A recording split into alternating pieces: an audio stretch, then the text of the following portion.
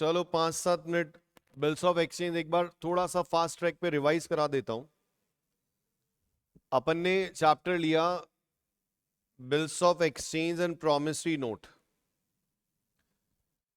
Bills of exchange and promissory note ये दोनों negotiable instrument है। नेगोशिएबल इंस्ट्रूमेंट मतलब ट्रांसफरेबल डॉक्यूमेंट है, सिर्फ सुनो है ना। Bills of exchange and promissory note both are the negotiable instrument, मतलब ये ट्रांसफरेबल डॉक्यूमेंट है, मतलब एक पर्सन से दूसरे पर्सन को ट्रांसफर किए जा सकते हैं, या तो हैंडओवर करके या एंडोर्समेंट करके। और यहां जो भी लीगली बात करते हैं वो नेगोशिएबल इंस्ट्रूमेंट एक्ट के अकॉर्डिंग बात करते हैं। Bills of exchange and promissory note जो जनरेट होते हैं, दोनों का जो जन्म होता है वो क्रेडिट परचेज सेल के बाद होता है। ये दोनों का पर्पस क्या होता है? सेलर को ये एश्योरेंस लेना होता है। ये दोनों डॉक्यूमेंट का जो मेन ऑब्जेक्ट है वो सेलर को ये एश्योरेंस देना है कि अगर buyer on due date payment ना करे तो लीगली कोर्ट से अमाउंट रिकवर कर सकते हैं। ये मेन पर्पस है। फिर मैंने आपको बताया bills of exchange and promissory note में डिफरेंस क्या है। तो बिल्स ऑफ एक्सचेंज कौन ड्रॉ करता है? सेलर। और प्रॉमिसरी नोट कौन बनाता है अगर बात करें तो? बायर। दूसरा, दोनों के अंदर लैंग्वेज का डिफरेंस है। बिल्स ऑफ एक्सचेंज के अंदर लैंग्वेज किसकी होती है? ऑर्डर की।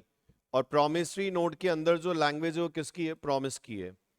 बिल्स ऑफ एक्सचेंज के अंदर वी हैव 3 पार्टीज, 3 पार्टीज हैं, ड्रॉर, ड्रॉई और पेई। ड्रॉर जिसने बिल लिखा, ड्रॉई जिसने बिल एक्सेप्ट किया, पेई जिसको बिल का पेमेंट मिलेगा। चौथा, यहां पे बात करूं तो drawer and payee can be the same person. और प्रॉमिसरी नोट के अंदर 2 पार्टीज होती है। वी हैव 2 पार्टीज, एक तो maker which is known as promisor और एक होता है पेई।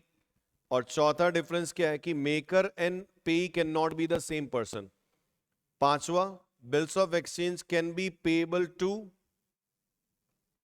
बियरर और promissory note can not be payable to bearer, क्योंकि वो आरबीआई मना करता है कि promissory note payable to bearer नहीं हो सकता है। फिर उसके बाद अपन ने बात की थी इस चैप्टर का मेन ऑब्जेक्ट क्या है। बिल्स ऑफ एक्सचेंज से रिलेटेड जो एंट्रीज है उनको रेस्पेक्टिव पर्संस की बुक में अपने को क्या होता है? रिकॉर्ड करना होता है। तो अपन ने बिल्स ऑफ एक्सचेंज के ट्रांजैक्शंस को रेस्पेक्टिव पर्सन की बुक में रिकॉर्ड किया था। अपन ने 3 पार्टीज ली थी, ड्रॉर, ड्रॉई, पेई। पेई कह लो या एंडोर्सी, या हम लोग उसको क्या बोल सकते हैं? बैंक बोल सकते हैं। ठीक है। सबसे पहले अगर मैं बात करूं तो सबसे पहले होता है क्रेडिट परचेज सेल। तो यहां पे एंट्री हो जाती है drawee's account debit to sale, यहां पे एंट्री हो जाती है purchase account debit to drawer. Involve रहो, ठीक रहेगा। उसके बाद यहां पे अगर हम लोग बात करें तो बिल ड्रॉ और एक्सेप्ट होता है। तो बिल ड्रॉ होता है सीधा फंडा एंट्री करते समय। ऐसे तो बीआर बिल्स पेबल दोनों रिप्रेजेंटेटिव पर्सनल अकाउंट है जो डेटर क्रेडिटर को रिप्रेजेंट करते हैं। पर एंट्री करते समय you can treat similar to cash, debit what comes in and credit what goes out. तो जिसके पास बिल आएगा वो डेबिट करेगा और जिसके पास से बिल जाएगा वो क्रेडिट करेगा। तो ड्रॉर बिल ड्रॉ करके, ड्रॉर ड्रॉई पे बिल ड्रॉ करता है और ड्रॉई उसको एक्सेप्ट करके ड्रॉर को देता है। हमेशा ध्यान रखना कि जब पहली बार बिल ड्रॉ ड्रॉ करता है तो वो सिर्फ एक ड्राफ्ट होता है। जब ड्रॉई उसको एक्सेप्ट करता है तो बिल्स ऑफ एक्सचेंज बनता है। तो इसको बिल रिसीव होता है तो ये एंट्री करता है BR account debit to drawee, और ये एंट्री करता है drawer's account debit to bills payable. उसके बाद मैंने बोला कि ड्रॉर के पास कुछ ऑप्शंस हैं। टिल ड्यू डेट वो कुछ ऑप्शन फॉलो कर सकता है। पहला ऑप्शन होता है कि वो रिटेन कर ले, तो अगर रिटेन करेंगे तो कोई एंट्री नहीं होगी। दूसरा ऑप्शन होता है कि आप बिल को बैंक से क्या करो? डिस्काउंट करा लो। अगर आप बिल को बैंक से डिस्काउंट कराओगे तो बिल जाता है, एंट्री होती है bank account debit discount account debit to BR, और बैंक की बुक में एंट्री होती है BR account debit to discount to drawer. तीसरा होता है कि आप अपने क्रेडिटर को एंडोर्स कर दो। तो अगर आप बिल एंडोर्स करोगे तो एंट्री होती है एंडोर्सी या creditor account debit to BR, और एंडोर्सी एंट्री करता है BR account debit to drawer. उसके बाद चौथा होता है बिल सेंड फॉर कलेक्शन। आप चाहो तो बिल को कलेक्शन के लिए सेंड कर दो, तो यहाँ एंट्री हो जाती है bill send for collection account debit to BR, और यहाँ पे एंट्री हो जाती है BR account debit to bill receive for collection. इनमें से कोई एक ऑप्शन ड्रॉर फॉलो कर सकता है। फिर उसके बाद ऑन ड्यू डेट, उसके बाद अगर मैं बात करूं चौथा पॉइंट ऑन ड्यू डेट, अगर बिल का पेमेंट हो जाए, अगर बिल का पेमेंट हो जाए तो क्या एंट्रीज होगी, वो डिपेंड करता है कि आपने रिटेन किया या आपने डिस्काउंट किया या आपने एंडोर्स किया या आपने बिल सेंड फॉर कलेक्शन किया। ठीक है, तो अगर बिल बहुत नॉर्मल है, अगर ड्यू रेट पे बिल का पेमेंट हो जाता है तो बिल का पेमेंट मिलता है होल्डर ऑफ बिल को। अगर रिटेन किया तो ड्रॉर जो है वो होल्डर ऑफ बिल है, डिस्काउंट किया तो बैंक, एंडोर्स किया तो एंडोर्सी है, तो रिटेन किया तो ये एंट्री करता है cash account debit to BR. Discount किया तो पैसा बैंक को मिलेगा, बैंक एंट्री करता है, बैंक एंट्री करता है cash account debit to BR. Endorse किया तो पैसा एंडोर्सी को मिलेगा, वो एंट्री करेगा कैश टू बीआर। और अगर बिल कलेक्शन के लिए सेंड किया तो एक अलग मैटर हो गया। और इन तीनों ही एंट्री में, इन तीनों ही केसेस में ड्रॉई अपने बिल का पेमेंट कर रहा है तो बिल वापस ड्रॉई के पास पहुंच जाता है। तो इन ऑल केस यहां पे एंट्री होती है bills payable account debit to cash. Bill अगर कलेक्शन के लिए सेंड करोगे तो बैंक पहली एंट्री करेगा कैश टू बीआर, ये पैसा क्या हुआ, कलेक्ट हो गया। फिर ये पैसा वो कस्टमर के अकाउंट में डिपॉजिट करता है, तो यहां पे एंट्री होती है bill receive for collection account debit to drawer. और ड्रॉर अपनी बुक में एंट्री करता है bank account debit to bill send for collection.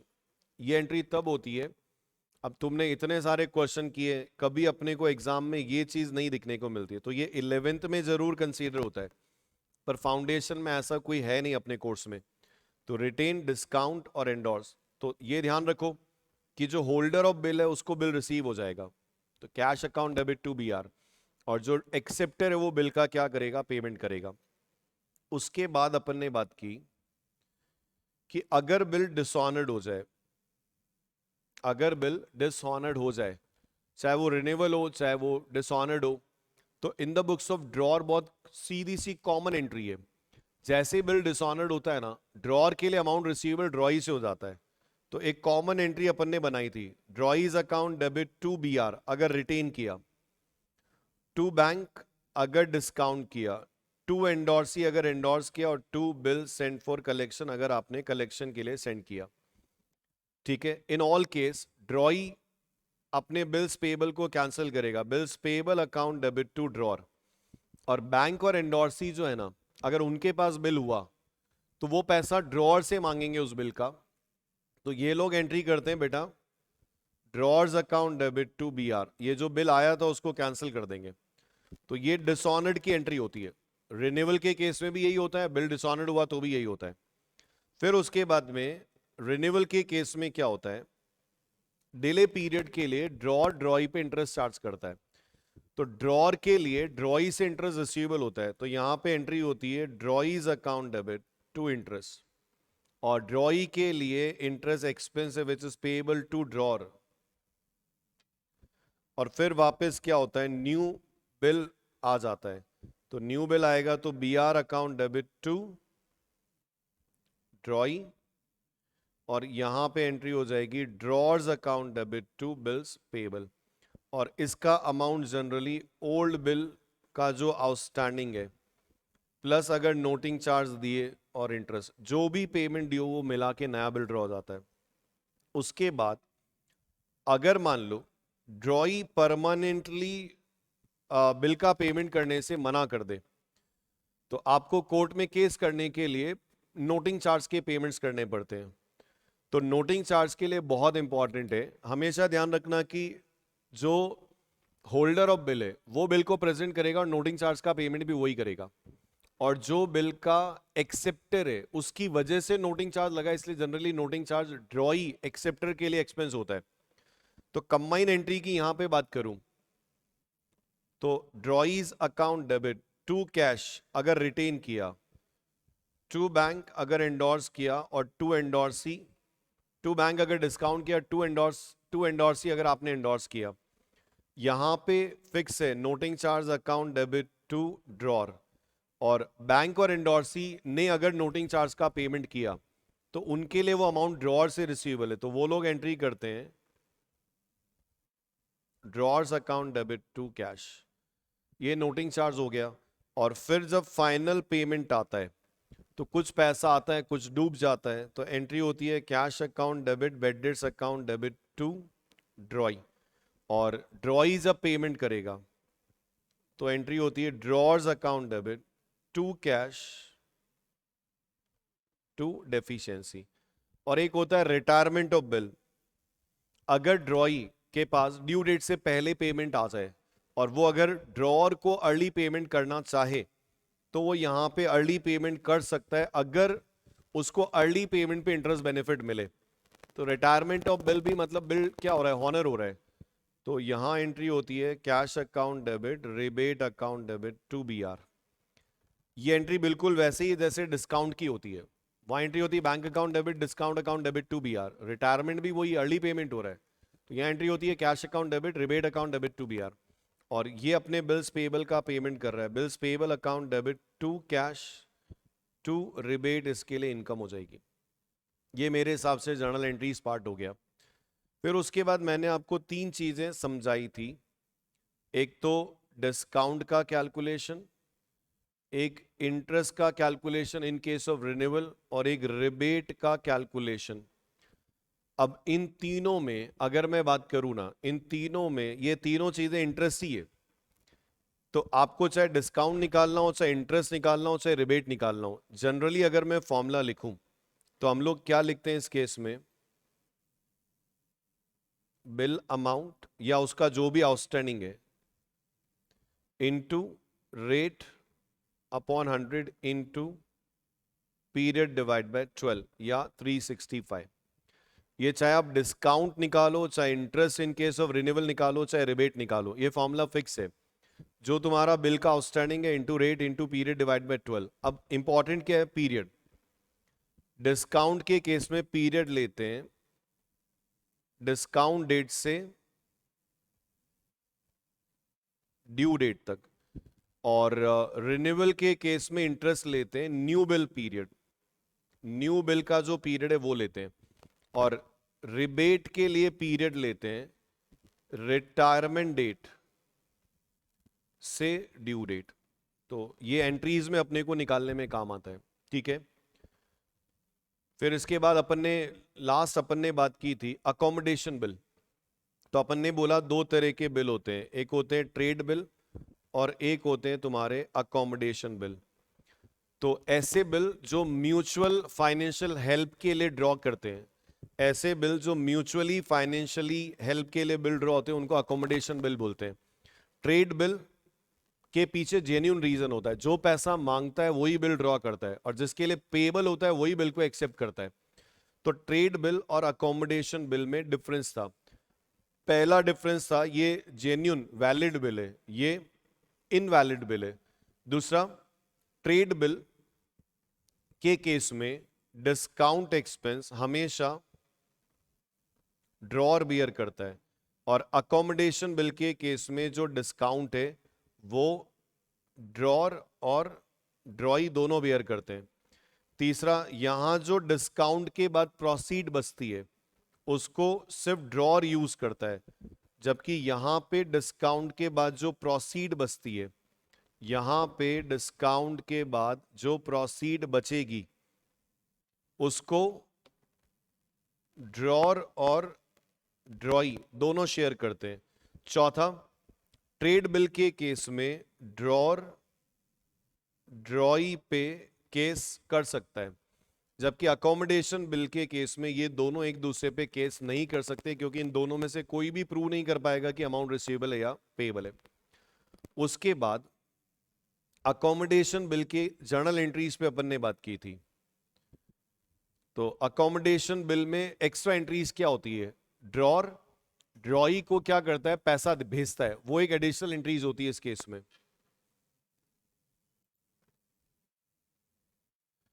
तो सबसे पहले यहां पे क्या होता है, वही same bill draw and accept. तो मान लो एक्स और वाई, एक्स ने वाई पे बिल ड्रॉ किया तो ये एंट्री करता है B R account debit to Y. यहाँ पे एंट्री होती है Y account debit to bills payable. फिर एक्स इस बिल को डिस्काउंट करा लेता है तो यहाँ पे वही entry bank account debit discount account debit to B R. फिर ड्रॉर ड्रॉई का जो हिस्सा है वो सेंड करता है, तो अगली एंट्री होती है cash send by drawer to drawee. तो ड्रॉर क्या करेगा, अपना जो शेयर है वो तो रिटेन करेगा और जो ड्रॉई का शेयर है वो सेंड करेगा। तो यहां पे एंट्री होती है drawee to cash to discount, और ड्रॉई को पैसा मिलता है तो वो एंट्री करता है cash account debit discount account debit to drawer. और on due date, due date पे क्या होता है, ड्रॉर अपना शेयर ड्रॉई को सेंड कर लेता है, तो वापस क्या होता है cash send by drawer to drawee on due date. तो ड्यू डेट पे बिल अमाउंट में जो ड्रॉर का हिस्सा होता है वो सेंड किया जाता है। तो यहां पे एंट्री होती है ड्रॉई टू कैश, यहां डिस्काउंट नहीं आता है ध्यान रखना, और इसको जब रिसीव होता है तो ये एंट्री करता है cash account debit to drawer.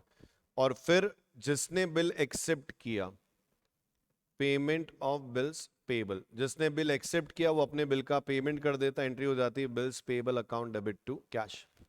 और अगर मान लो क्वेश्चन में ये लास्ट की दो चीजें नहीं हो रही हो, ड्रॉर ने ड्यू डेट पे पेमेंट करने से मना कर दिया, तो फिर उस केस में क्या होता है पता है, ये वापस से नया बिल ड्रॉ कर देता है, फिर ये उसको डिस्काउंट कराता है, फिर वाई उस पैसे में से फर्स्ट बिल का पेमेंट करेगा, फिर जो बचेगा उसमें से वापस क्या करेगा, कुछ अमाउंट वो वापस एक्स को सेंड करता है।